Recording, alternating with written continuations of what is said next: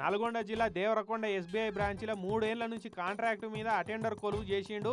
2.5 కోట్లతోటి jump అయిండు. ఇప్పుడు అగో అటెండర్ గట్లెట్లా దోషిండనే కదా మీ అనుమానం. పర్స్ పిల్లగాడు జర డిగ్రీ చదివిండు, కంప్యూటర్ వాడొచ్చు, అసొంటోని తెలివిని ఛాయ కాపీలు తెచ్చిస్తందుకు ఎందుకు వాడుకునుడు అని బ్యాంకు సిబ్బందోళ్ళు కంప్యూటర్ మీద కూర్చొని ఖాతాదారుల కేవైసీ అప్డేట్లు కూడా చేసి పెట్టురు అని వాళ్ళ ఐడీలు ఇచ్చి పని చేపించేదట. ఇక ఆన్నే చక్రపాణి బుద్ధి వక్రం అయిపోయింది. ఏండ్ల సంధి కేవైసీ చేయకుండా, ఫోన్ నెంబర్లు లేకుండా ఇనాక్టివ్గా అంటే ఖాతాలను మొత్తానికే వాడకుండా ఉన్నోళ్ళ అకౌంట్ డీటెయిల్స్ దొరకబట్టిండిగా. ఆ ఖాతాల కేవైసీ కావాల్సిన జిరాక్స్ కాపీలను కూడా వాళ్ళ ఖాతాలు తీసేటప్పుడు ఇచ్చిన ఐడీలు ఉంటాయి కదా, పాన్ కార్డులు, ఆధార్ కార్డులు, అగో వాటిని సంపాదించిండు. వాటికి సొంత ఫోన్ నెంబర్ లింకు చేసుకున్నాడు, నెట్ బ్యాంకింగ్ తీసిండు.